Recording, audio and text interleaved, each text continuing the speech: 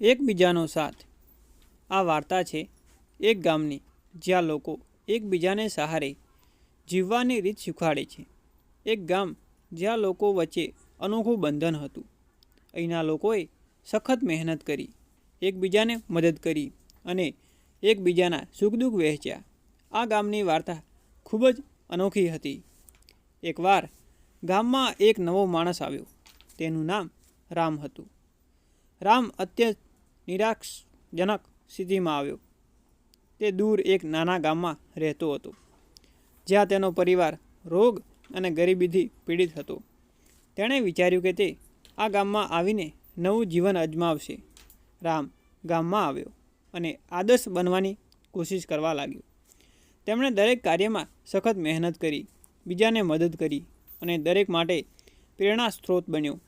તે અન્ય લોકોના સુખ દુઃખમાં પણ ભાગીદાર થયો.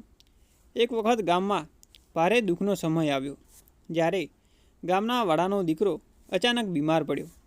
તેની હાલત નાજુક હતી અને તેનો પરિવારને સારવાર માટે પૈસાની જરૂર હતી. પરંતુ ગરીબીને કારણે પરિવાર પાસે એટલા પૈસા નહોતા. જ્યારે રામે આ સાંભળ્યું, ત્યારે તેણે તરત જ તેની તમામ બચત પરિવારને મદદ કરવા માટે વાપરી દીધી. તેઓ ઈચ્છતા ન હતા કે આ શોકગ્રસ્ત પરિવારને અમારી જેમ સંઘર્ષ કરવો પડે. બચતની સાથે તેણે ગામમાં અન્ય લોકોને પણ અપીલ કરી અને તેઓએ પણ પરિવારને મદદ કરી. આ ઇમરજન્સીમાં ગ્રામજનોએ એક મોટી ટીમ બનાવી. બધાએ સખત મહેનત કરી અને તેમની સંસ્થા સાથે મળીને સારવાર માટે પૈસા ભેગા કર્યા. થોડા સમય પછી પુત્રની સારવાર કરવામાં આવી અને તે સંપૂર્ણ સ્વસ્થ થઈ ગયો. આ ઘટનાના બાદ ગામ લોકો એકબીજાને મદદ કરવાના ઈરાદાથી વધુ પ્રબળ બન્યા. આ તેમની સદભાવનાની ભલાઈ અને શક્તિનું પરિણામ હતું. તેઓ બધા સમજી ગયા કે આપણું વાસ્તવિક ધ્યેય બીજાની મદદ કરવાથી જ પ્રાપ્ત થાય છે.